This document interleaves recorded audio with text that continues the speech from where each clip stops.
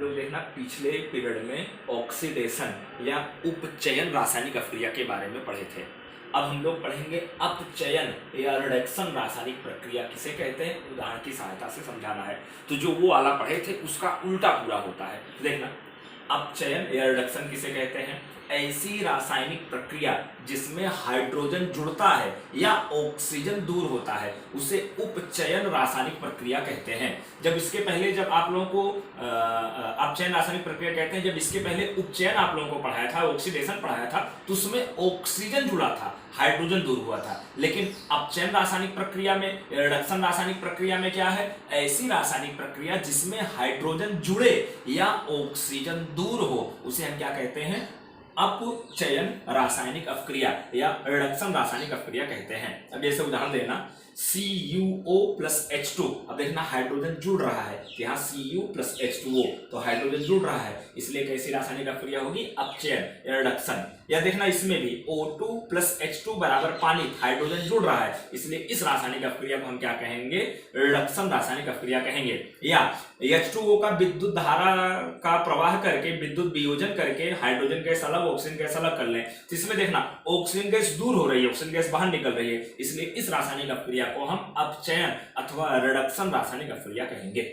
फिर उसके बाद ध्यान देना, ऐसी प्रक्रिया जिसमें इलेक्ट्रॉन जुड़ता है उसको हम अपचयन रासायनिक अभिक्रिया कहते थे। पिछले वाले में इलेक्ट्रॉन दूर होता था, इसमें इलेक्ट्रॉन जुड़ता है। जैसे क्लोरीन परमाणु क्रमांक 17, इलेक्ट्रॉनिक विन्यास 2 8 7, इसको अपने अंतिम कक्षक में 8 इलेक्ट्रॉन के लिए 1 इलेक्ट्रॉन चाहिए, यह 1 इलेक्ट्रॉन प्राप्त किया तो Cl के ऊपर माइनस बन गया और इसका इलेक्ट्रॉनिक विन्यास 2 8 8 हो गया। तो इस रासायनिक प्रक्रिया में इलेक्ट्रॉन जुड़ा है, इसलिए इसको हम अपचयन अथवा रिडक्शन रासायनिक प्रक्रिया कहेंगे। या ऑक्सीजन परमाणु क्रमांक 8 होता है, इलेक्ट्रॉनिक विन्यास 2,6, अंतिम कक्षक में 6 इलेक्ट्रॉन है, 8 करने के लिए 2 इलेक्ट्रॉन चाहिए, तो 2 इलेक्ट्रॉन इसमें जुड़ेगा, तो ऑक्सीजन के ऊपर 2 माइनस हो जाएगा, इलेक्ट्रॉनिक विन्यास 2,8। तो देखना इस रासायनिक प्रक्रिया में भी इलेक्ट्रॉन जुड़ा है, इसलिए इस रासायनिक प्रक्रिया को हम क्या कहेंगे?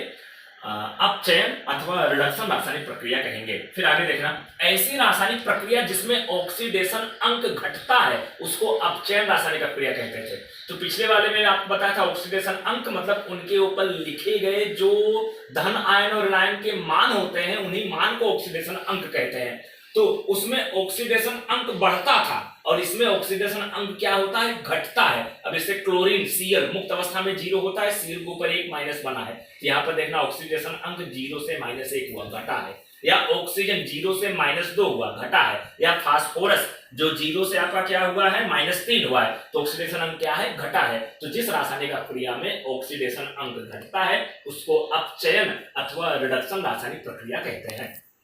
अपचयन रासायनिक प्रक्रिया। अब यहां से देखना आपका जो प्रश्न बनेगा, एक प्रश्न और बन सकता है, अपचयन और उपचयन रासायनिक प्रक्रिया में अंतर के मुद्दे लिखो। तो आराम से अंतर के मुद्दे लिख सकते हैं। जैसे अपचयन रासायनिक प्रक्रिया में ऑक्सीजन जुड़ता है, उपचयन रासायनिक प्रक्रिया में ऑक्सीजन जुड़ता है, अपचयन में ऑक्सीजन दूर होता है। फिर उपचयन रासायनिक प्रक्रिया में हाइड्रोजन दूर होता है, अपचयन रासायनिक प्रक्रिया में हाइड्रोजन जुड़ता है। अब देखना, उपचयन रासायनिक प्रक्रिया में इलेक्ट्रॉन दूर होता है, अपचयन रासायनिक प्रक्रिया में इलेक्ट्रॉन जुड़ता है। उपचयन रासायनिक प्रक्रिया में ऑक्सीडेशन अंक बढ़ता है, अपचयन रासायनिक प्रक्रिया में ऑक्सीडेशन अंक घटता है। इस तरह से अंदर के 3-4 मुद्दे आप लोग लिख सकते हैं। अब देखना आगे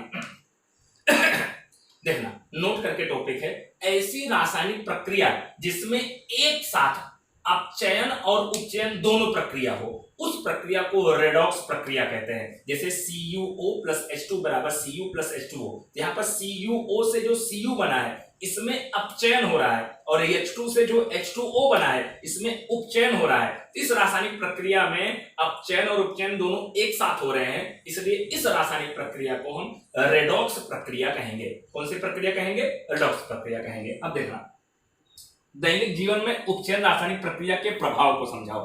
तो दैनिक जीवन में उपचयन रासायनिक प्रक्रिया का प्रभाव 2 भागों में होता है, एक संक्षारण के क्षेत्र में, दूसरा विकृत गंधिता के क्षेत्र में। संक्षारण क्या है? जब कोई धातु नमी या अम्ल के संपर्क में आती है तो धातु की ऊपरी परत कमजोर हो जाती है, जिसको हम संक्षारण या जंग लगना सिंपल सी भाषा में कहते हैं। जैसे लोहे में जंग लगना, चांदी के ऊपर काली परत का जमा हो जाना। जो मम्मी चांदी की पायल पहनती हैं, देखते हैं कुछ समय बाद धीरे धीरे काली पड़ने लगती है, तो उसके ऊपर काली परत जमा हो जाती है।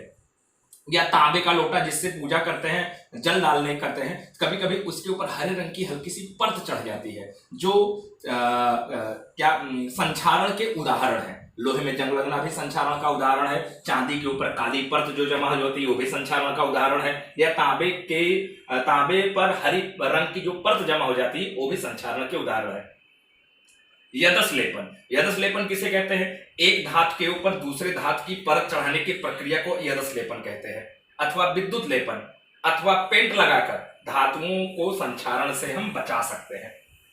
अब देखना दूसरा जो भाग है विकृत गंधिता, वसायुक्त, वसायुक्त मतलब जिसमें फैटी पदार्थ ज्यादा हो, या तेलीय खाद्य सामग्री जब वायु के संपर्क में आती है तो उपचयित हो जाती है, जिससे उसके स्वाद और गंध में परिवर्तन हो जाता है, जिसको हम विकृत गंधिता कहते हैं। जैसे दाल चावल या भोजन जो भी बना हुआ है लंबे समय तक अगर बाहर पड़ा रहता है तो वो खराब हो जाता है। बोलते हैं ना कि सब्जी खराब हो गई, दाल खराब हो गया, क्योंकि उसके गंध में, उसके स्मेल में, उसके स्वाद में क्या हो जाता है? परिवर्तन हो जाता है। क्यों? क्योंकि जब लंबे समय तक हवा के संपर्क में रहती है, हवा में उपस्थित ऑक्सीजन गैस उस खाद्य सामग्री से क्या करती है? रासायनिक प्रक्रिया करके उसका उपचयन कर देती है, मतलब उसका ऑक्सीडेशन कर देती है और नए पदार्थ का निर्माण कर देती है। इसीलिए उसका स्वाद और गंध बदल जाता है। इसी प्रक्रिया को विकृत गंधिता कहते हैं। तो विकृत गंधिता को कैसे रोका जा सकता है? प्रति ऑक्सीकारक का उपयोग करके, मतलब ऐसे पदार्थ का उपयोग करें जो ऑक्सीडेशन की प्रक्रिया को रोक सके। तो ऑक्सीडेशन की प्रक्रिया को रोकने वाले पदार्थ को प्रति ऑक्सीकारक पदार्थ कहा जाता है। या वायुरोधी बर्तन में खाद्य सामग्री रखकर, मतलब कि ऐसे बर्तन का उपयोग करें जिसमें हवा का आदान प्रदान ना हो। जब हवा आएगी नहीं तो उसका उपचयन नहीं हो पाएगा, तो भोजन वैसे के वैसे सुरक्षित बना रहेगा।